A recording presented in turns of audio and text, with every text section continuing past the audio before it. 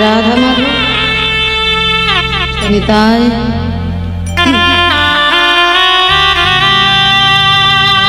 जय गुरु जय राधे राधे जय राधे श्याम।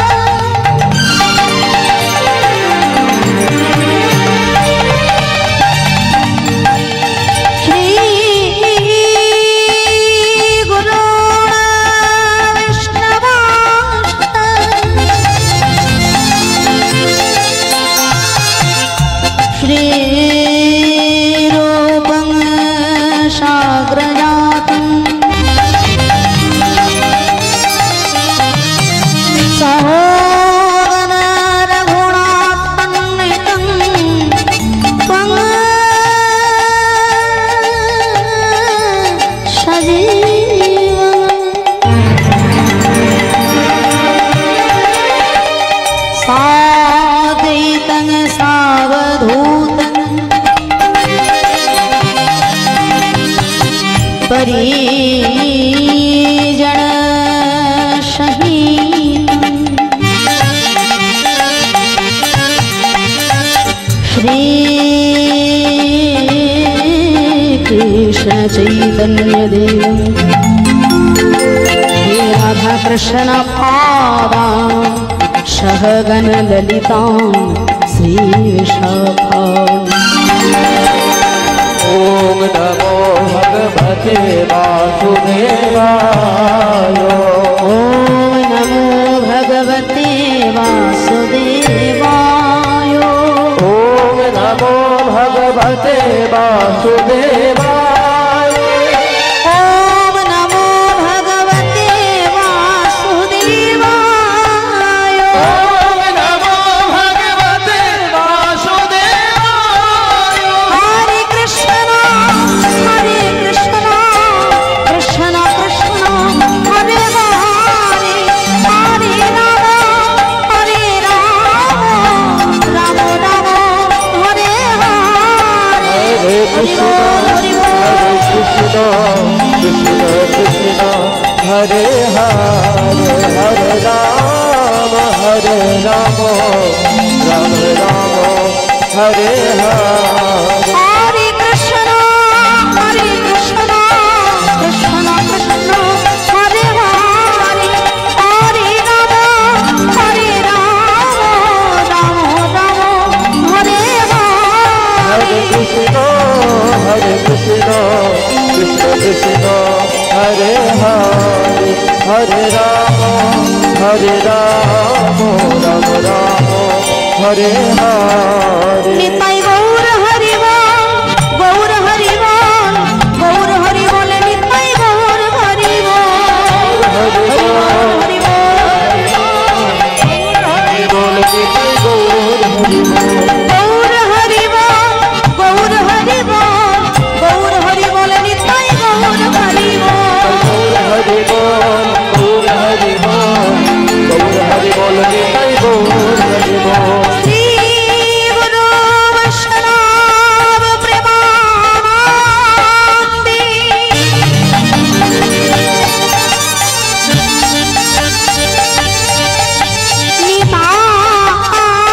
निताई गौर हरिवाल।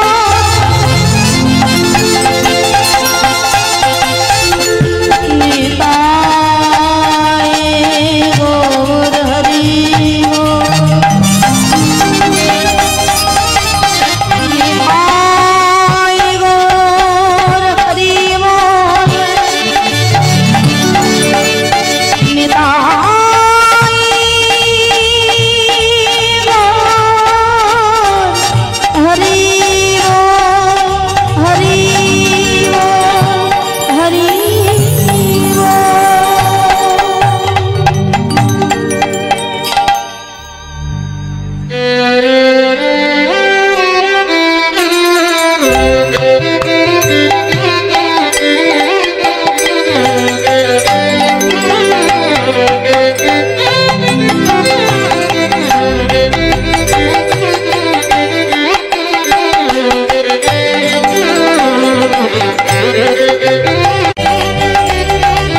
ধন মোর নিত্যানন্দ পতি মোর গৌর চন্দ্র প্রাণ মোর যুগাল কে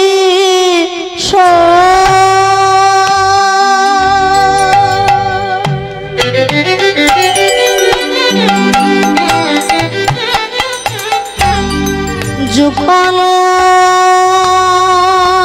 কিশোর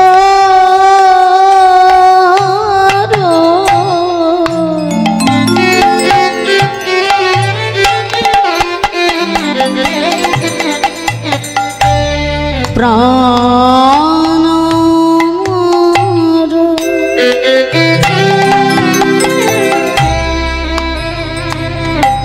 যুগল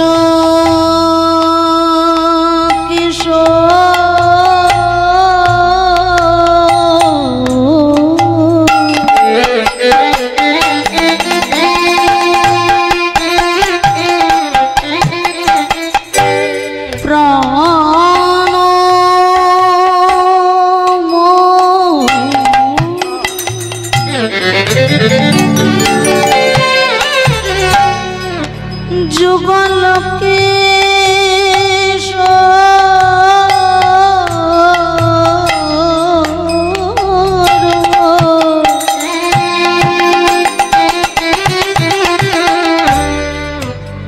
অদ্বৈত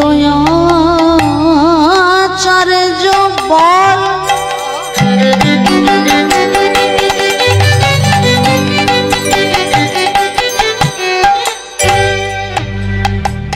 গদাধর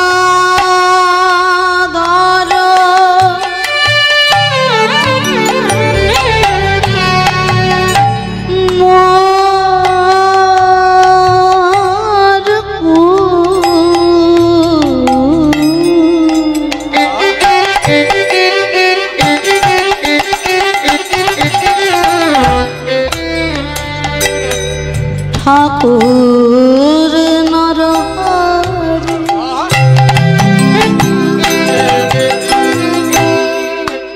বিলাস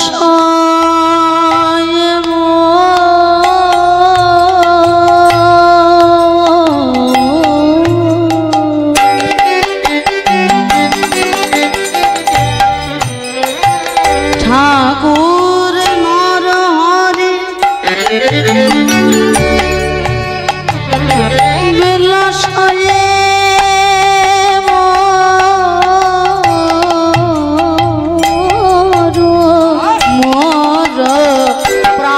মোর যুগল কিশোর কিশোর হরি হরি কিশোর কিশোর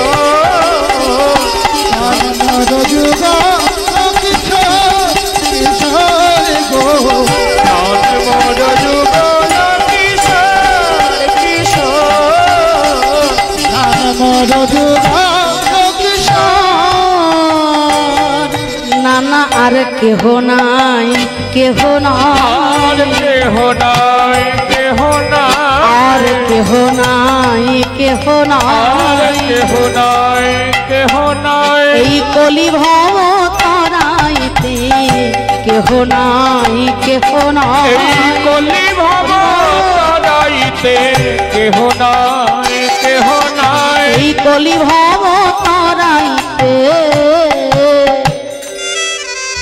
আমার দয়াল নিতাই চরণ বিনা হরি বল হরি বল কলি ভব তরাইতে চরণ বিনা কলি ভব তরাইতে নিতাই চরণ বিনা কলি ভব তরাইতে নিতাই চরণ বিনা কলি ভব তরাইতে নিতাই চরণ বিনা কলি ভব তরাইতে আর কেহ নাই কেহ বন্দে শ্রী কৃষ্ণ চৈতন্য নিত্যানন্দ সহোদিত গৌরদয়ে পুষ্পবন্ত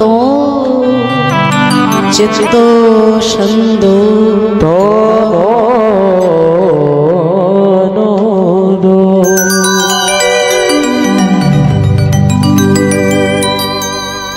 জয়নিতাই সমবেত গৌর গোবিন্দ অনুরাগী ভক্তমণ্ডলী সকল সাধুগুরু বৈষ্ণব ভক্তজন এবং আমার সকল ভক্তিমতী মায়েরা সবাকার শ্রী চরণ কমলে আমার ভুল লুণ্ঠিত কোটি কোটি দণ্ডবত প্রণাম জানাই। আমি জ্ঞানহীনা ভক্তিহীনা লীলা কথা চলাকালীন অনেক ভুল ত্রুটি অনেক অপরাধ হবে আপনাদের শ্রীচরণে। নিজ গুণের সন্তান মনে করে আমার সকল অপরাধ আপনারা ক্ষমা করবেন আর আশীর্বাদ করবেন। আপনাদের সবাকার চরণ ধুলি এবং প্রাণ ভরা আশীর্বাদ মাথায় নিয়ে আমার কৃষ্ণ ভজনের পথ যেন দিনে দিনে আরো উজ্জ্বল হতে পারেন, তাই গৌর প্রণাম। জয় জয়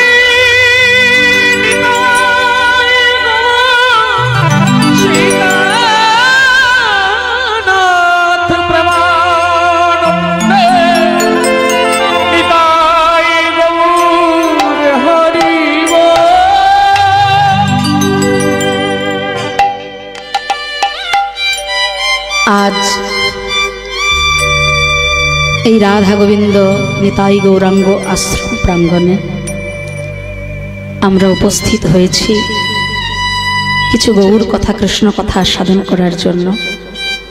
আপনারা সকলেই জানেন আমার সেজ কাকা, ছোট কাকা, তাদের অক্লান্ত পরিশ্রমে আজ এই এত সুন্দর মধুর বৃন্দাবন আজ আমরা সবাই দেখতে পাচ্ছি। গৌর গোবিন্দের শ্রী চরণতলে প্রার্থনা করবেন এই মন্দির যেন ধীরে ধীরে আরও শ্রীবৃদ্ধি হয়। আপনাদের সবাকার সাহায্য সহযোগিতা এবং প্রাণ ভরা আশীর্বাদ মাথায় নিয়ে এই হরিবাসর যেন প্রত্যেক বছর বছর ঠিক এমনিভাবে মধুময় ধাম বৃন্দাবন ধামে পরিণত হয়ে যায়। আমার সেজ কাকা শ্রী সৌমেন ভট্টাচার্য মহাশয় এই কটা দিনের অনুষ্ঠানে তার যে অক্লান্ত পরিশ্রম, দিন নেই রাত নেই, খাওয়া নেই ঘুম নেই, শুধুমাত্র এই হরিবাসরটাকে সুন্দর করার জন্য, শ্রীধাম বৃন্দাবনে পরিণত করার জন্য এবং আপনাদের মতো গৌর গোবিন্দ অনুরাগী ভক্তগণের চরণ ধুলার জন্য তার যে এত কষ্ট, এত আত্মত্যাগ, এত ঐকান্তিক প্রচেষ্টা, আপনারা গৌর গোবিন্দের শ্রীচরণে প্রার্থনা করবেন তার এই প্রচেষ্টা যেন সফল হয়। প্রত্যেক বছর বছর যেন এই হরিবাসরে আপনাদের মতো গৌর গোবিন্দ অনুরাগী ভক্তের আগমন হয়।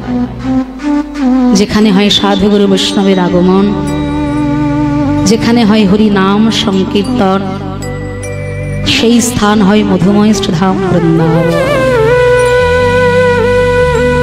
তাই এই হরিবাসর এবং এই শ্রীমন্দির যেন প্রত্যেক বছর বছর এই রকম আনন্দের বন্যায় ভাসিয়ে নিয়ে যেতে পারে আমাদের। কেননা যে যুগে আমরা বাস করছি একমাত্র হরি সংকীর্তনই হল জীবের মুক্তির প্রকৃত উপায়, তাই না? যে যুগে আমরা বাস করছি এই যুগের নাম কি গো মায়েরা? হ্যাঁ, কলিযুগ। আচ্ছা, তাই কলিযুগের পরমায়ু কত জানেন? কলিযুগের পরমায়ু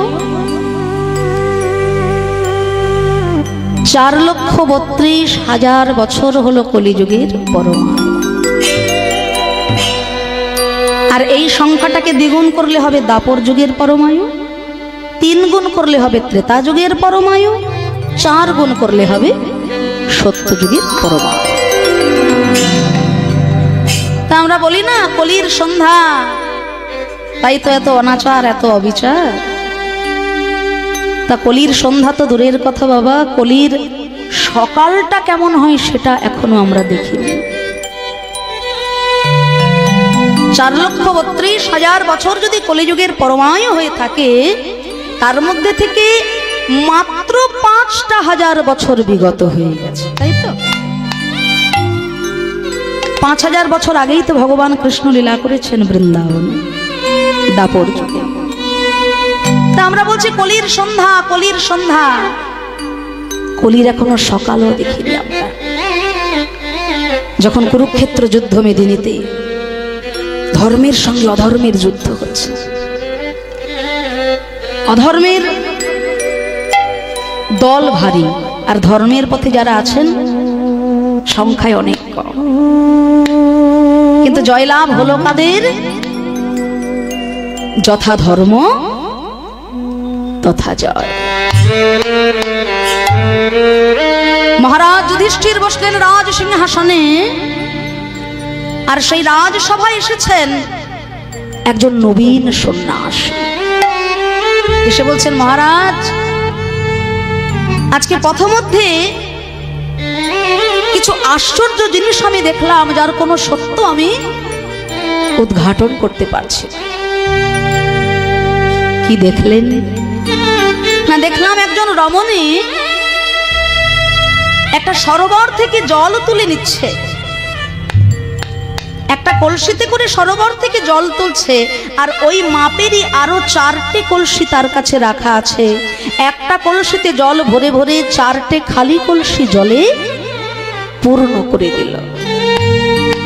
কিন্তু পরক্ষণে ওই 4টে ভরে যাওয়া কলসির জল দিয়ে একটা খালি কলসি পূর্ণ হচ্ছে না। কি আশ্চর্য! দ্বিতীয়ত দেখলাম বিশাল বড় একটা শস্য ক্ষেত, আর ফসল রক্ষা করার জন্য একটা পুতুলকে দাঁড় করানো হয়েছে জমির মাঝখানে, হয় না, খড় দিয়ে, কি যেন বলে, কাকতাড়ুয়া।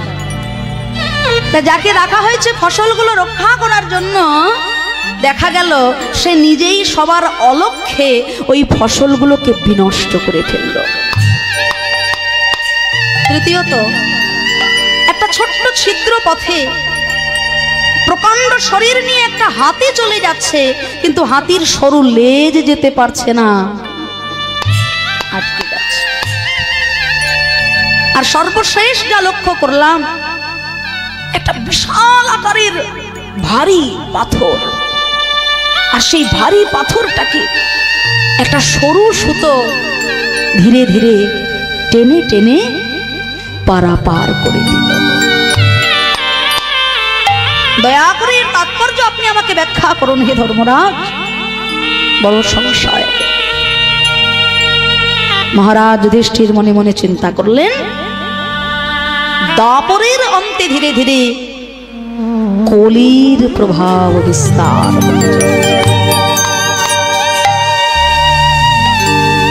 আসন্ন কলিকালে জীবের দশা, যুগের দশা ঠিক এমনটাই হবে বাবা। একটা কলসিতে জল ভরে 4টে কলসি পূর্ণ হলো জলে, 4টে কলসির ভরা জলে একটা খালি কলসি পূর্ণ করতে পারছে না। অর্থাৎ একজন মা, একজন বাবা তার জীবনের যথা সর্বস্বটুকু দিয়ে 4জন সন্তানকে বড় করে তুলবে, কিন্তু সেই 4টে সন্তান যখন বড় হয়ে যাবে, একজন মায়ের, একজন বাবার ভালো মন্দের দায়িত্ব নিতে চাইবে না। এ বলে তুই দেখ, ও বলে তুই দেখ, সে বলে তুই দেখ, আর শেষে ভাগের মা গঙ্গা। এটা যুগের। দ্বিতীয়ত, যে ফসলগুলো রক্ষা করবে দাঁড়িয়ে থেকে, যাকে রাখা হলো জমিটাকে রক্ষা করার জন্য, সে নিজেই সব ফসলগুলো বিনষ্ট করে ফেললো। অর্থাৎ এই কলিকালে যে সমাজ ব্যবস্থা, এই সমাজ রক্ষা করার জন্য যাকে আপনি দায়িত্বে রাখবেন, যে রক্ষক সেই হবে ভক্ষক। যে রক্ষক, যে রক্ষা করবে, ভাববেন না যেন আমি আবার কোনো পার্টির হয়ে ভাষণ দিতে এসেছি। আমি কোনো পার্টির লোক নই।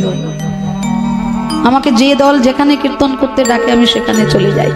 তবে এটা হলো যুগের হাওয়া, যে লঙ্কায় আসবে সেই রাবণ, যে রক্ষক সেই হবে ভক্ষক। আর তৃতীয়ত, না ছোট্ট ওই ছিদ্র পথে হাতির ওই প্রকাণ্ড শরীর চলে যাচ্ছে, কিন্তু হাতির সরু লেজ কেন যেতে পারছে না? না এই সমাজে যারা অর্থশালী, যারা বিত্তশালী, যারা প্রতিপত্তিশালী, বড় বড় অন্যায় করে, বড় বড় অপরাধ করে প্রতিনিয়ত তারা আইনের ফাঁক দিয়ে বেরিয়ে চলে যাচ্ছে।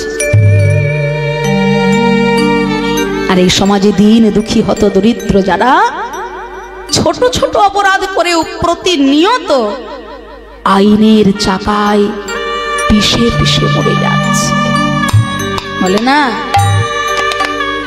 তেলের শিশি ভাঙলো বলে খুকুর পরে রাগ করো, তোমরা যে সব বুড়ো ছেলে সোনার ভারত ভেঙে ভাগ করো। এটা যুগের। কিন্তু সর্বশেষ যেটা দেখা গেল, যে ওই বিশাল বড় ভারী পাথরটাকে একটা সরু সুতো কেমন ভাবে যেন নিয়ে পার হয়ে গেল। এর তাৎপর্য হলো, এতক্ষণ ধরে যে পাপ রাশির কথাগুলো আমরা বললাম কলিকালের, এই রকম শত শত হাজার হাজার পাপের রাশি কেবলমাত্র হরি নাম সংকীর্তন রূপী সুতার দ্বারা ভব সমুদ্র করবে আমাদের অনায়াসে পারাপার। हरिर नाम हरिर नामैव केवलम कलौ नास्ति गतिरन्यथा। একমাত্র নাম সংকীর্তনই হলো জীবের মুক্তির উপায়। তাই আসুন আমরাও সবাই প্রাণ ভরে করজোরে সবাই গাইব একসঙ্গে। হরে কৃষ্ণ কৃষ্ণ কৃষ্ণ হরে হরে হরে রাম রাম হরে করতালি দিয়ে সবাই গাইব একসঙ্গে। সবাই বলুন তো আমার সঙ্গে, কৃষ্ণ কৃষ্ণ হরে হরে হরে রাম রাম রাম হরে হরে। হরে কৃষ্ণ কৃষ্ণ কৃষ্ণ হরে হরে হরে রাম রাম রাম হরে হরে কৃষ্ণ কৃষ্ণ কৃষ্ণ হরে হরে হরে রাম রাম রাম হরে হরে।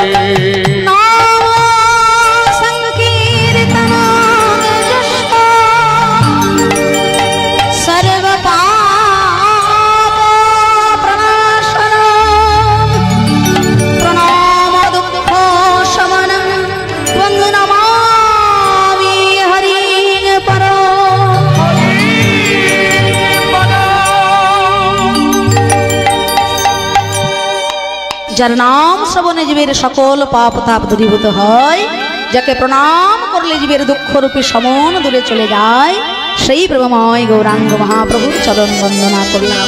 দেখবো ভাবাবিষ্ট পদকর্তা কি বলছে। আহা বৈষ্ণবের পদ অবতাহে মোর স্নান কেলি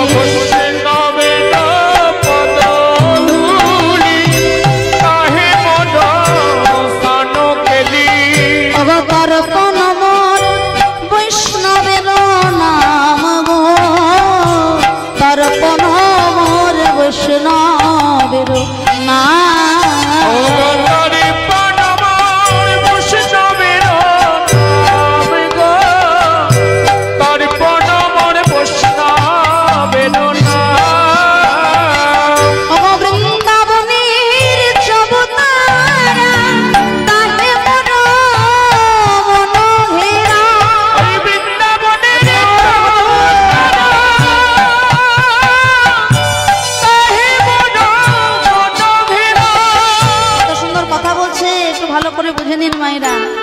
হচ্ছে বৈষ্ণবের পদধূলি তাহে মোর স্নান কেলি।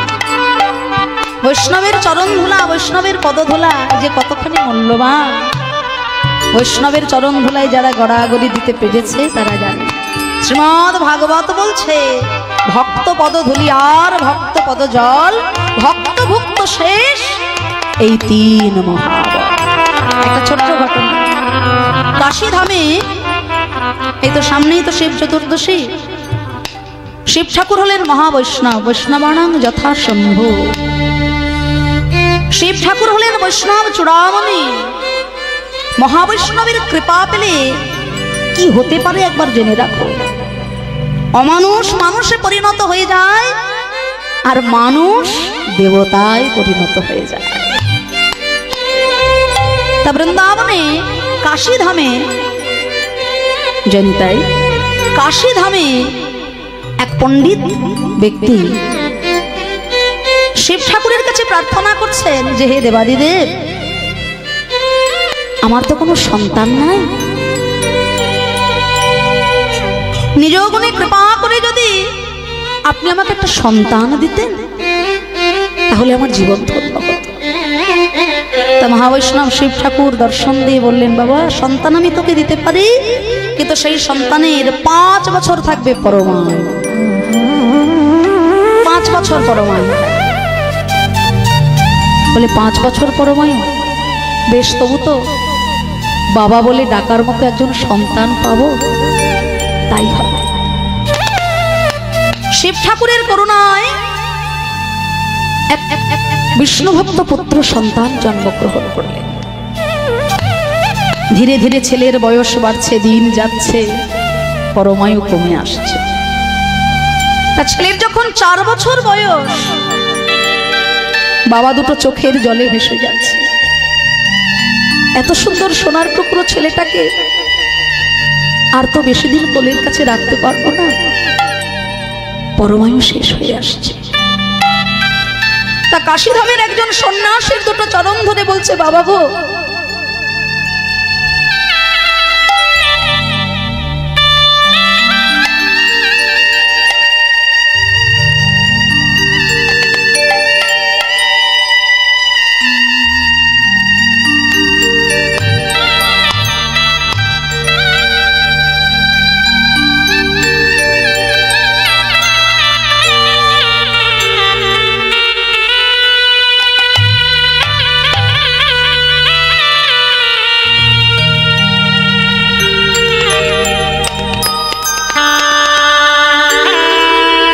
বাহু তুলে সবাই নিতাই গৌর প্রমানন্দে হরি বল হরি বল।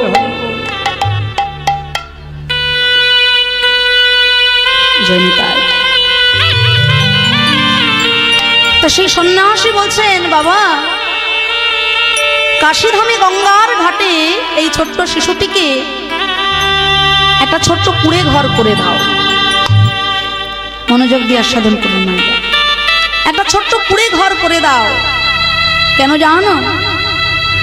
এই কাশীধামে গঙ্গার ঘাটে অনেক বৈষ্ণব, অনেক সাধু আসবেন স্নান করতে গঙ্গায়।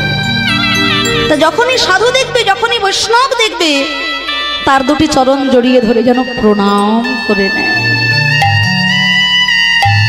বৈষ্ণবের চরণ ধুলায়, সাধুর চরণ ধুলায় হয়তো জীবনে কিছু পরিবর্তন হলেও হয়ে যায়।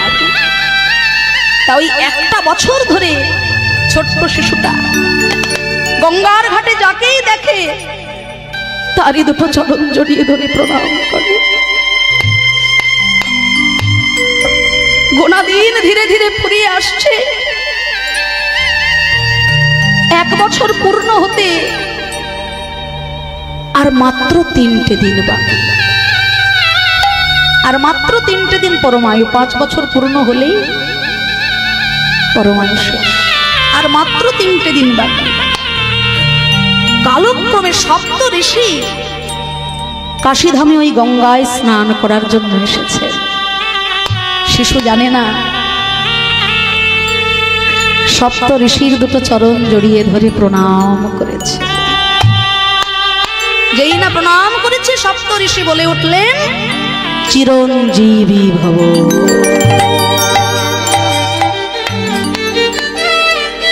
ব্রাহ্মণ বলে উঠলেন, হে মুনিবর, হে বৈষ্ণব, আশীর্বাদ ফিরিয়ে নিন। কেন? নাই ছেলেটির মাত্র 3টে দিন পরমায়ু, আর আপনি বলছেন চিরঞ্জীবী ভব। হ্যাঁ, মুনি ঋষির বাক্য তো কখনো বিফলে যেতে পারে না। আশীর্বাদ যখন করেছি, শিশুটিকে আমার সঙ্গে দিয়ে দাও, ওকে আমাদের সঙ্গে দিয়ে দাও, দেখি কিছু বিহিত করা যায় কিনা, দেখি কিছু করা যায় কিনা। তা সপ্ত ঋষি ওই ছোট্ট শিশুটিকে সঙ্গে নিয়ে যাচ্ছেন ব্রহ্মাজির কাছে। সৃষ্টিকর্তা ব্রহ্মাজির কাছে যখন যাচ্ছেন, শিশুটিকে শিখিয়ে দিলেন, শোন বাবা, আমরা সপ্ত ঋষি আগে প্রণাম করব সৃষ্টিকর্তা ব্রহ্মাজিকে, আমাদের পিছনে থাকবে তুই, আমাদের পরে তুইও প্রণাম করবি। যেই না পরপর সারি দিয়ে সবাই প্রণাম করতে গেছে, শিশুটি পেছনে প্রণাম করেছে। সৃষ্টিকর্তা ব্রহ্মা আশীর্বাদ করে দিলেন, চিরঞ্জীবী ভব।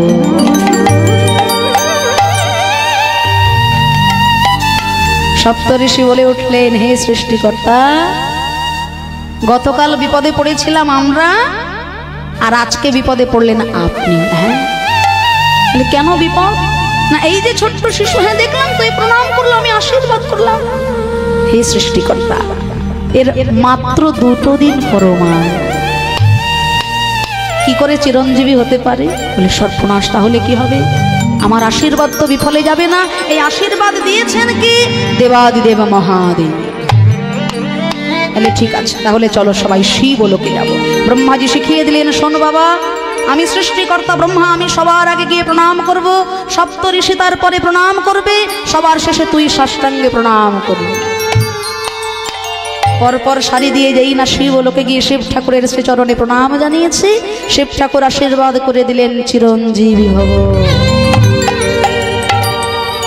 ব্রহ্মাজি বলে উঠলেন, গতকাল বিপদে পড়েছিলাম আমি, আর আজকে আপনার নিজের আশীর্বাদে নিজেই বিপদে পড়ে গেলেন আপনি। বলে কেন? না, এই যে ছোট্ট শিশু 5 বছরের পরমায়ু দিয়ে একে আপনি পাঠিয়েছিলেন জগৎ সংসারে, আজ সন্ধ্যাকালে এর পরমায়ু শেষ হয়ে আসছে, আর আপনি আশীর্বাদ করলেন চিরঞ্জীবী ভব। বলে সর্বনাশ, তাহলে এখন উপায় কি? আমার আশীর্বাদ তো বিফলে যেতে পারে না। শোন বাবা, আমার পাশে বস, করতালি দিয়ে চোখের জলে রাম নাম জপ কর। একমাত্র নামই পারে তোকে রক্ষা করতে, নামে নামই পাওয়া যায়। শিশুটি রাম নাম জপ করছে। ধীরে ধীরে সারাদিন ফুরিয়ে সন্ধ্যা নেমে আসবে, এমন সময় স্বয়ং ধর্মরাজ এসে দাঁড়িয়েছেন দরজায়। হে মহাদেব, শিশুটিকে ছেড়ে দিন, আপনি মহাকাল, আপনার সামনে তো আমি যেতে পারছি না ওকে আনতে। ওকে ছেড়ে দিন, ওর পরমায়ু যে শেষ হয়ে আসছে, ওর জীবন বেলা শেষ হয়ে গেছে, ওকে আমার সঙ্গে দিন। শিব ঠাকুর বললেন, শিশুটির পরমায়ু কত ছিল? না, আপনিই তো দিয়েছেন 5 বছরের পরমায়ু। বলে যে 5 বছরের পরমায়ু দিয়েছিলাম শিশুটিকে, সেটা তোমার হিসেবের 5 বছর না আমার হিসেবের 5 বছর? এটা জেনে আসা দরকার ছিল না? এই ব্যাপারটা কি? আপনার হিসেবের 5 বছরটা কিরকম একটু বুঝিয়ে দিন। বলে তাহলে বোঝো, সত্য ত্রেতা দাপর কলি 4 যুগ মানি, 4 যুগ মধ্যে 1 দিব্য যুগ গণি, 71 দিব্য যুগে 1 মন্বন্তর, 14 মন্বন্তর ব্রহ্মার দিবস ভিতর। সত্য ত্রেতা দাপর কলি 4 যুগকে নিয়ে হয় একটা দিব্য যুগ, সেরকম 71 খানা দিব্য যুগ নিয়ে হয় একটা মন্বন্তর, সেরকম 14টা মন্বন্তর নিয়ে হয় ব্রহ্মার 1 দিন 1 রাত। সেই পরমায়ুতে সৃষ্টিকর্তা ব্রহ্মা 10 বার মৃত্যুবরণ করবে, 10 বার জন্ম পাবে, তবে হবে আমার 1 দিন। ব্রহ্মার পরমায়ুতে ব্রহ্মা 10 বার মৃত্যুবরণ করবে, 10 বার জন্মগ্রহণ করবে, তবে হবে আমার 1 দিন। আর আমার সেই 1 দিনের আয়ুতে 5 বছর আয়ু দিয়েছি শিশুটিকে।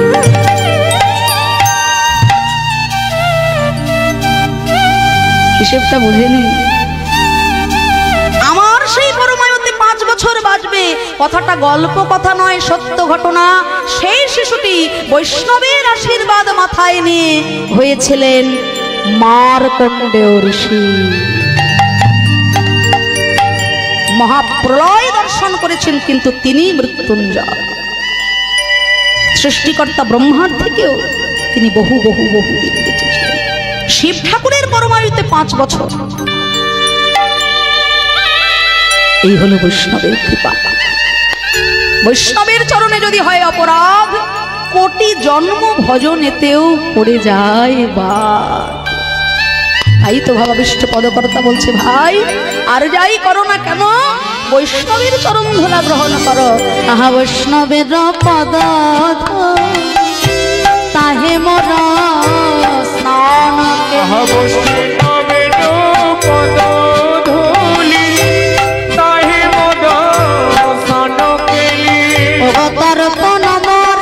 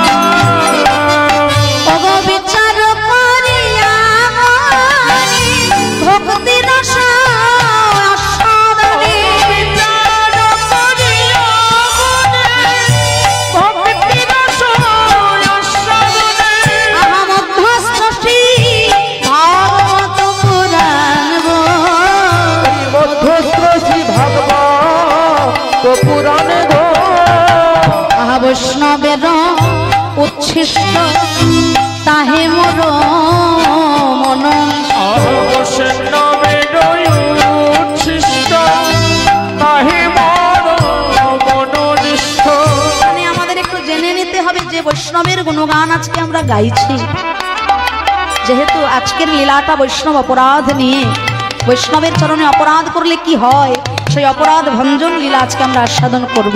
হ্যাঁ, সেই জন্য আগে জেনে নেব বৈষ্ণব কাকে বলে।